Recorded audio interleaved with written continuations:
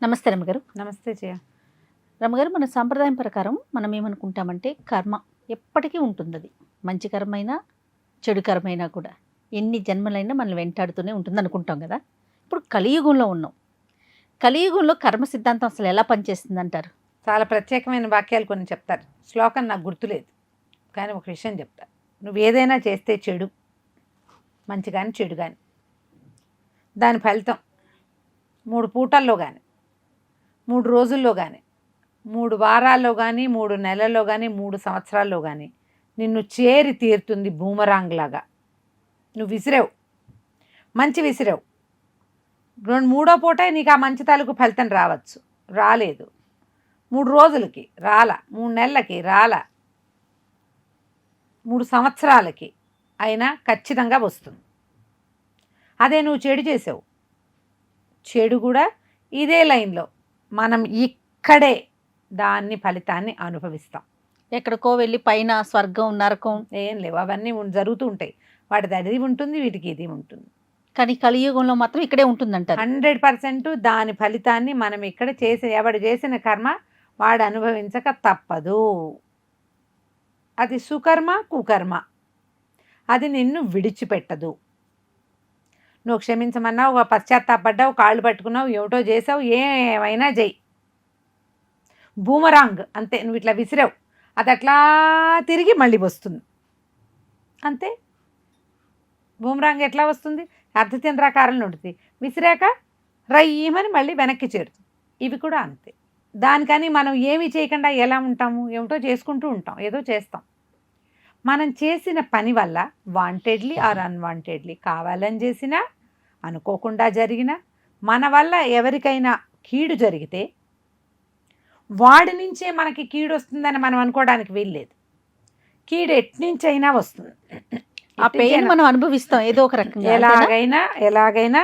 పైగా వీడికి ఏం చేసావో అదే సేమ్ డిట్టో రాదు, ఇంకోటైనా వస్తుంది.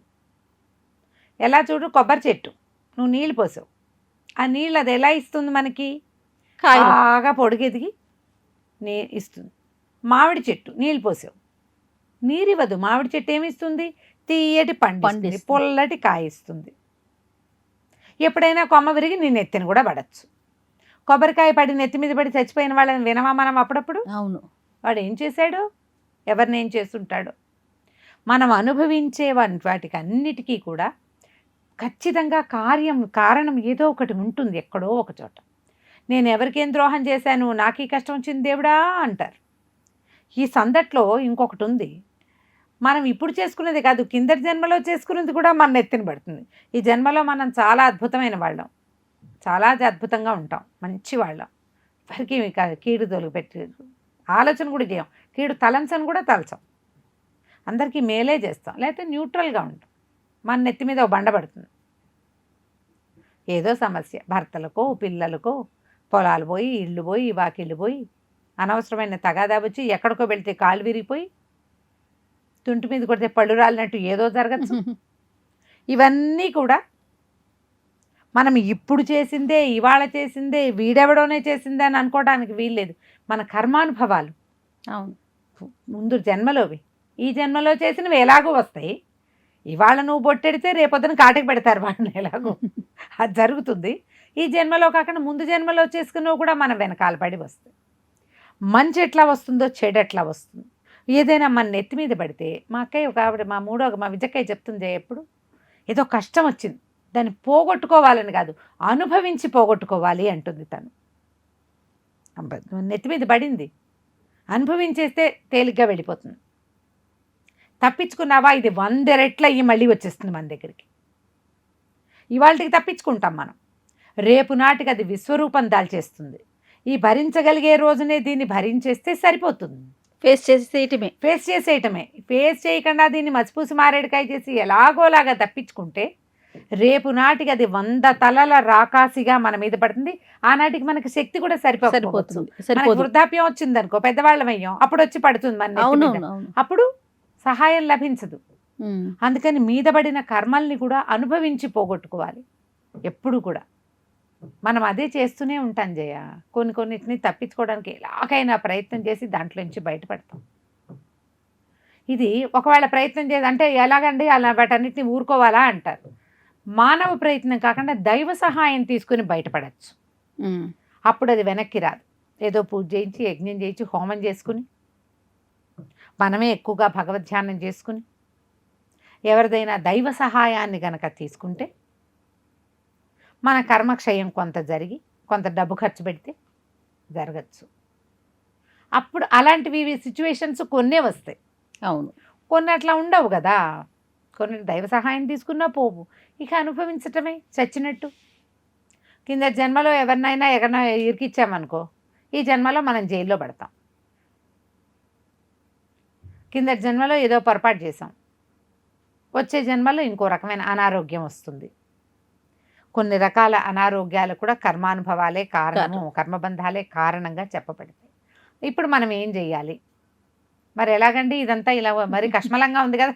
ఏ పక్కకి చూసినా మన సంగతి ఇలాగే ఉన్నది కదా. అదే కదా. దేంట్లోకి దూకాలో వద్దో తెలీదు, చేయాలో వద్దో తెలీదు. సాధ్యమైనంత మంచి పనులు చేయడానికి ట్రై చేయండి. న్యూట్రల్గా ఉండండి.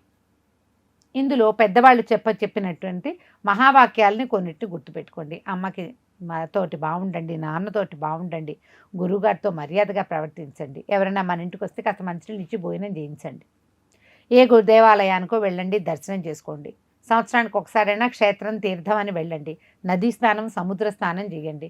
ఇవన్నీ మమ్మల్ని ఉద్ధరించడానికి చేయట్లేదు, మీకోసమే చేసుకుంటున్నామని గుర్తించండి. మీరు చెప్పారు కాబట్టి కాదు, మీరు చెయ్యాలి కాబట్టి చేసుకోవాలి. ఇవన్నీ మనకు చెప్పారు ఎందుకని? చూడు, మనకి ప్రతి పండక్కి, ప్రతి పూజకి అక్కడికి వెళ్ళి స్నానం చేయాలి, ఇక్కడికి వెళ్ళి స్నానం చేయాలి ఉన్నాయా? మధ్యలో మనకేంటి ఏటా ఏదో ఒక నదికి పుష్కరాలు ఉంటాయి. అక్కడెక్కడో నదులు, యమున, తుంగభద్రకి మీరు వెళ్ళక్కర్లేదమ్మా. అవన్నిటికీ పరిగెత్తకండి, పిచ్చికి పోకండి. మరి మన కృష్ణ వచ్చింది, మన గోదావరి వచ్చింది, చాలు, మనకు 2 దగ్గరలో ఉన్నాయి. అంతే కదా. కృష్ణకి గోదావరికి వస్తాయా? ఒక 6 ఏళ్ళకి అది, ఒక 6 ఏళ్ళకి ఇది వస్తాయి, చాలు. మన జీవితంలో చూస్తాం కదా ప్రతి ఒక్కరు, 2, 3 చూస్తాం. పుష్కర స్నానం కుదిరితే చేయండి, లేకపోతే గోదావరి వెళ్ళారు రాజమండ్రి, ఓ మాట గోదావరి స్నానం చేయండి. బెజవాడ వెళ్ళారు, కుదిరింది, హాఫ్ డే, పొద్దునే వెళ్ళి కృష్ణానదిలో స్నానం చేయండి. సీతానగరంలో చాలా హాయిగా ఉంది, నేను చేసి వచ్చారా? చాలా హాయిగా ఉంటుంది, అక్కడ చేయండి. ఎక్కడికి వెళ్తే అక్కడ నదీ స్నానం, గంగా స్నానం, ఎక్కడికో వెళ్ళాము ట్రిప్కి, గంగా స్నానం చేయండి అవకాశం ఉన్నప్పుడు. నదీ స్నానాలు, సముద్ర స్నానాలు, బీచ్కి వెళ్ళటం ఒట్టిగా సరదా కాదు. అక్కడ సముద్రంలో స్నానం చేసి రావటం, దానివల్ల నెగిటివ్ ఫోర్సెస్ వదిలేస్తాయి మనకి. ఇవన్నీ శాస్త్రంలో చెప్పారు కదమ్మా. ఈ పండగల్లో ఇవి చెయ్యాలని. కార్తీక పౌర్ణమికి నదీ సముద్ర స్నానం చెప్పరు? అవును. ఎంత విశేషమైన రోజు మాఘ పౌర్ణమి, మహామాఘి, దానికి తప్పకుండా సముద్ర స్నానం చెప్పారు. అవును. ఈ విధులన్నీ మన పెద్దవాళ్ళు మనకి ఎందుకు పెట్టారంటే వీటిని తప్పించుకోలేరు మానవులు, అందుకని ఇవి చెప్పారు. ఈ కార్తీకంలోను, మాఘంలోను, వాపి కూప తటాకాదుల్లో గంగానది ఉంటుంది, అప్పుడు స్నానం చేయండి అన్నారు. కార్తీకంలో ఒక్క నదీ స్నానం చేసి రావచ్చు కదా. ఇలాంటివి చెయ్యండి. ఎక్కడికైనా, ఎక్కడో అన్నదానం జరుగుతుంది, ఒక్క 100 రూపాయలు రాయించండి మన పేరుతోటి, ఒక 100 రూపాయలు ఇవ్వండి. దేవాలయాలకు వెళ్తామా, హుండీలో కూడా 10 రూపాయలు వేయండి. అయ్యగారి పళ్ళెంలో ఒక 10 రూపాయలు వేయండి. వాకిట్లో ఒక ముష్టి వాళ్ళు ఎవరో ఉంటారు, ఒకళ్ళకో ఇద్దరికో 2 రూపాయలు, 1 రూపాయి ఇవ్వండి. ఎవరైనా చదువుకునే పిల్లలకి చదువుకు సహాయం చేయండి. ఎవరిదైనా పెళ్ళి ఓ 10 రూపాయలు ఇవ్వండి.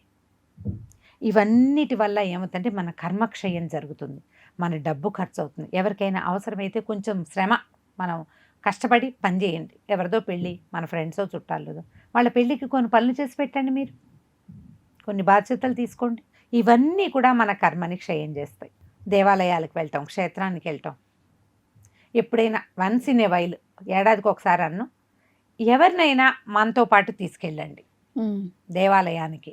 రూపాయి వాళ్ళ ఖర్చు లేదు. వాళ్ళ దేవాలయ దర్శనం, క్షేత్రంలో వాళ్ళ భోజనం కూడా మీదే బాధ్యత. ఏం లేదు, రూపాయి లేదు వాళ్ళది, మొత్తం ఖర్చు మీదే. అట్లా తీసుకెళ్ళండి. సంవత్సరానికి ఒక్కసారైనా ఎవరికైనా ఒక కొత్త బట్టలు కొనిపెట్టండి. వాళ్ళు ఎవరో మనకు తెలియక్కర్లా, వాళ్ళు మన ఇంట్లో పని వాళ్ళు కానక్కర్లా. ఒక జత కొత్త బట్టలు, మన దగ్గర పాత బట్టలు ఉంటాయి, ఎవరికైనా అవసరమైన వాళ్ళకి సహాయం చేయండి, ఇవ్వండి. అట్లా అక్కడెక్కడో అదే అనాథల్ని పెంచుతున్నాం, ఏమైనా సాయం చేయండి. ఇలాంటివన్నీ కూడా మన కర్మలని తొలగిస్తాయి. మనకి ప్లస్సులు పడతాయి, కొన్ని మైనస్లు పడుతూనే ఉంటాయి. మైనస్ల కంటే ప్లస్ల్ని పెంచుకోండి, అప్పుడు కుదురుతుంది. రైట్. ఆలోచించండి దీని మీద. ఇప్పుడు ఇది నేను చెప్తుంటే ఏమిటో పెద్ద లిస్టుగా ఏదోగా, ఇవన్నీ మనం మీరు చేయదగినవి మనం చేస్తున్నవి చేయదగినవి. చాలా మంది చేస్తారమ్మా అవునా ఇవన్నీ. గురు? మేము చేస్తామండి అని పెడతారు చూడు, అన్ని కామెంట్స్ మేము ఇలాగే చేస్తున్నాము అని పెట్టకపోతే చూడు, నువ్వు అందరూ చేస్తారు. వాటితో మన కర్మ క్షయం అవుతుందని నమ్మండి, ఇది ప్రధానమైనది. తర్వాత నేను అది చేసా అని చెప్పకండి, చేసేయండి హాయిగా. అంతే. మీరు ఊపిరి తీస్తున్నారు, మాకు చెప్తున్నారు రోజు ఇవాళ ఇన్ని శ్వాసాలు చేస్తానండి అని చెప్తామా? చెప్పం కదా. అలాగే ఈ చేసే పనులన్నీ కూడా మీరు ఎవరికి చెప్పకల, ప్రదర్శన చెయ్యొద్దు, చేసుకుంటూ పోండి. అప్పుడు ఈ కర్మలు ఈ బంధాల నుంచి మనం కొంచెం విడివడి ఉండగలుగుతాం. రైట్. నమస్తే రమణ. నమస్తే జయ. And for more videos, Please subscribe to iDream. Please subscribe to iDream. Please subscribe iDream. And please subscribe to iDream. For more videos, subscribe to iDream. please like, share and subscribe to the channel. Congratulations, iDream. Subscribe to iDream. Subscribe to iDream. So subscribe to iDream Media. iDream ki iDream team అందరికి huge congratulations. Please subscribe iDream Media. Please subscribe to iDream. Subscribe iDream. Please subscribe to iDream. iDream అంటే నా కళల ఛానల్ను subscribe చేసుకున్న నోరు తిరుగుతలేదు, మీరైతే గంట గుర్తు కొట్టండి. For more such videos, please subscribe to iDream. Subscribe to iDream. Please subscribe to iDream. Please subscribe iDream Media. Please do subscribe to iDream. Please subscribe to iDream Media. For best entertainment and information, please subscribe iDream. And don't forget to subscribe to iDream.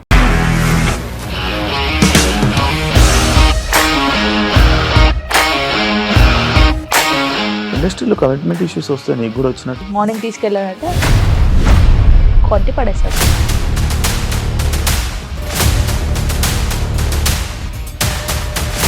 ఒక్కళ్ళు కూడా చూడలేదు ఈ cinema అని చెప్పడానికి కూడా చాలా ధైర్యం కావాలి. అది నిజం కదా, దాంట్లో ధైర్యం ఏంటి? ఇది నెక్స్ట్ డే ప్లేట్ మార్చేస్తే తప్పు కదా. As of now we are comfortable this అని నేను అనుకుంటున్నాను. రష్మిక గారిది మీది ఒకే ఊరంట కదా. నీకు కోపం వచ్చిందంటే బాగా తిట్టేత్తరా?